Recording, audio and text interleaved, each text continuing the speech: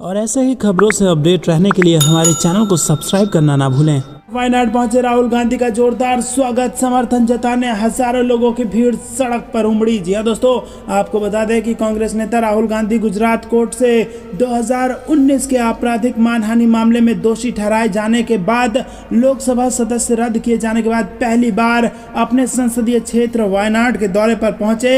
और आपको बता दें कि यहां पर मानो जैसे वायनाड की जनता अपने नेता का इंतजार कर रही थी। कई किलोमीटर तक सड़कों के दोनों ओर खड़ी हजारों लोगों की अभूतपूर्व भीड़ ने उनका जोरदार स्वागत किया और एक तरीके से ये बता दिया है सरकार को और बीजेपी को कि राहुल गांधी डरने वाले नहीं है, रुकने वाले नहीं है। और जो जबरदस्त प्रचंड समर्थन राहुल गांधी को देखने को मिला है वायनाड में, उससे ये साबित होता है कि अगर उपचुनाव यहाँ पर जब भी होगा, कांग्रेस का कोई भी प्रत्याशी, एक छोटा कार्यकर्ता भी अगर खड़ा हो जाता है तो प्रचंड बहुमत से इस सीट को जीतेगा।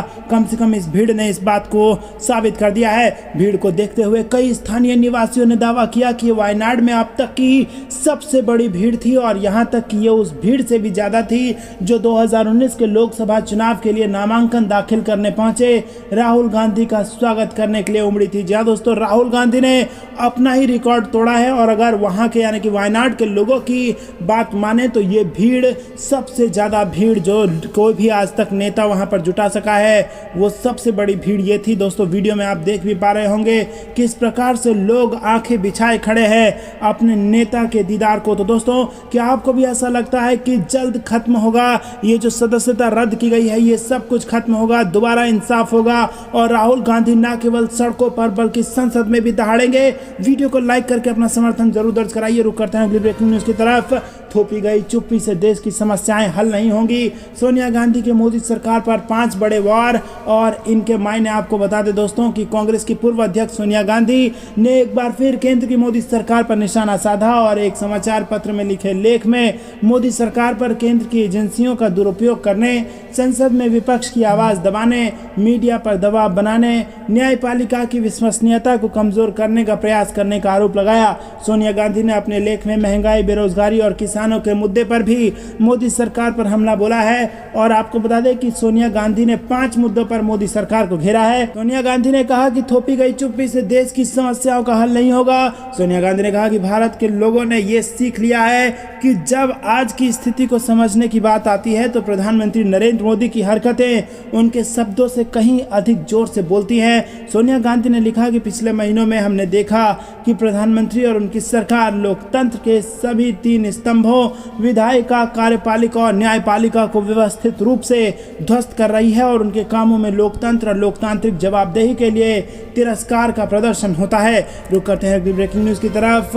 बीजेपी में जबरदस्त खलबली, बड़ा झटका राजस्थान में। वसुंधरा राजे सरकार में 45,000 करोड़ रुपए के खान घोटाले सहित अन्य मामलों में हुए भ्रष्टाचार, सचिन पायलट ने दिया ये बयान। जी दोस्तों, राजस्थान के पूर्व डिप्टी सीएम सचिन पायलट ने पूर्ववर्ती वसुंधरा राजे सरकार में 45,000 करोड़ रुपए के खान घोटाले सहित अन्य मामलों में हुए भ्रष्टाचार का आरोप लगाया। साथ ही गहलोत सरकार पर इन आरोपों की जांच नहीं कराने का आरोप लगा दिया गया है। आपको बता दें कि मुख्यमंत्री अशोक गहलोत ने पद संभालने के बाद भाजपा कार्यालयों के जमीन आवंटन, पूर्ववर्ती वसुंधरा सरकार के कार्यकाल के आखिरी 6 महीनों के फैसले की जांच सहित अन्य मामलों की जांच के लिए कई कैबिनेट सब कमेटियों का गठन किया था, लेकिन एक भी कैबिनेट सब कमेटी की जांच रिपोर्ट आज तक उजागर नहीं हुई है। और इसी के चलते सचिन पायलट को अपनी ही सरकार के खिलाफ 4.5 साल 4 महीने के बाद ये कदम उठाना पड़ा। राजस्थान के पूर्व डिप्टी सीएम सचिन पायलट के एक दिन के अनशन को लेकर राजनीतिक पंडितों के मन में कई सवाल खड़े हो गए हैं। पहला और सबसे महत्वपूर्ण सवाल यह है कि क्या अब भाजपा आलाकमान आगामी राजस्थान विधानसभा चुनाव में पूर्व सीएम वसुंधरा राजे को लेकर कोई बड़ा फैसला लेगा? क्या भाजपा आलाकमान अब सचिन पायलट के आरोपों के बाद वसुंधरा राजे को सीएम उम्मीदवार या कोई अन्य महत्वपूर्ण जिम्मेदारियों के साथ मैदान में उतारेगा? क्या कुछ होगा दोस्तों, पल पल की अपडेट आप तक पहुंचाते रहेंगे, लेकिन वीडियो को लाइक करना मत भूलिएगा। रुक करते हैं अगली ब्रेकिंग न्यूज की तरफ।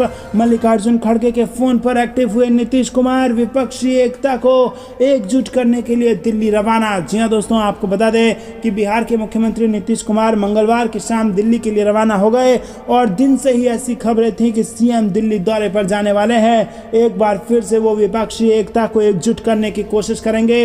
मंगलवार को सीएम नीतीश कुमार अपने आवास से सीधे एयरपोर्ट के लिए चले गए और उन्होंने मीडिया को कोई बयान नहीं दिया। तो दोस्तों, बेहद सकारात्मक संकेत यहां पर बिहार से देखने को मिल रहा है, जहां पर कांग्रेस अध्यक्ष मल्लिकार्जुन खड़गे के एक कॉल पर यहां पर हरकत में आ गए हैं नीतीश कुमार और सीधा दिल्ली पहुंचे और उसका लक्ष्य है विपक्ष को एकजुट करना। क्योंकि तमाम पॉलिटिकल पंडितों की अगर माने तो ऐसा कहा जा रहा है कि अगर 2024 के चुनाव में विपक्ष एकजुट हुआ तो सत्ता परिवर्तन हो सकता है। और दोस्तों, आपको बता दें कि विपक्ष के तमाम नेताओं के बीच इस वक्त ये चर्चा है कि लोकतंत्र को बचाने के लिए एकजुट होना ही चाहिए और इसके लिए भरसक प्रयास किया जा रहा है। रुक करते हैं अगली ब्रेकिंग न्यूज की तरफ।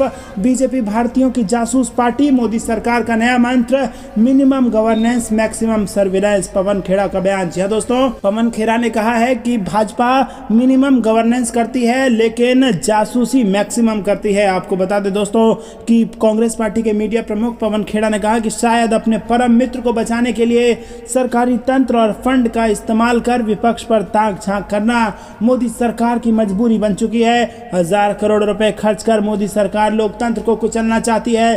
पेगासस, कैम्ब्रिज एनालिटिका और हाल ही में सामने आई टीम जॉर्ज की तरह क्या मोदी सरकार ने अब लोगों और संस्थाओं की जासूसी, निगरानी और ताक झांक करने के लिए एक नया स्पाईवेयर खरीदा है। इनमें शामिल है विपक्षी दल, NGO, media house, civil society कार्यकर्ता, न्यायपालिका, चुनाव आयोग और लोकतंत्र की किसी भी तरह से रक्षा करने वाली ये दूसरी संस्था। जी हाँ दोस्तों, आपको बता दें कि जो संस्थाएं लोकतंत्र की रक्षा करती हैं उन सब की जासूसी हो रही है, ऐसा आरोप लगा दिया है पवन खेड़ा ने। तो दोस्तों, क्या चाणक्य नहीं कहा जाना चाहिए इनको, क्योंकि क्या बेईमानी का इस्तेमाल करके ये लोग चुनाव जीतते हैं और क्या जासूसी करते हैं, जो कि ना केवल अनैतिक है बल्कि लोकतंत्र पर सीधा सीधा हमला है। और क्या ये सब करके जीत हासिल कर ली जाती है, सत्ता हासिल कर ली जाती है? आपको क्या कुछ लगता है कमेंट में जरूर बताइए।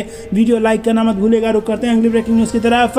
कर्नाटक चुनाव से पहले भाजपा को बड़ा झटका, वरिष्ठ नेता के ईश्वरप्पा का चुनाव लड़ने से साफ इनकार। जी हां दोस्तों, कर्नाटक चुनाव से पहले भाजपा को बड़ा झटका लगा है। वरिष्ठ नेता के ईश्वरप्पा ने पार्टी अध्यक्ष जेपी नड्डा को पत्र लिखकर कर्नाटक में आगामी विधानसभा चुनाव लड़ने से इनकार कर दिया है। हालांकि उन्होंने चुनाव न लड़ने का कारण नहीं बताया है। कि ईश्वरप्पा फिलहाल शिवमोगा से भाजपा के विधायक हैं और भाजपा द्वारा कुछ दिनों में कर्नाटक चुनाव को लेकर उम्मीदवारों की सूची जारी की जानी है और उससे पहले ही ईश्वरप्पा ने जेपी नड्डा को पत्र लिखकर कर्नाटक विधानसभा चुनाव नहीं लड़ने की बात कही है। रुक करते हैं अगली ब्रेकिंग न्यूज की तरफ। हरियाणा से आ रही है 14 अप्रैल को सोनीपत में कांग्रेस की महारैली, सुनाएगी राहुल गांधी के संघर्ष की दास्तान। जी हाँ दोस्तों, कांग्रेस 14 अप्रैल को सोनीपत में बड़ी रैली करने जा रही है। डॉक्टर भीमराव अंबेडकर की 132वीं जयंती पर कांग्रेस सेक्टर 23 साइबर थाने के पास संविधान बचाओ महारैली का आयोजन करेगी।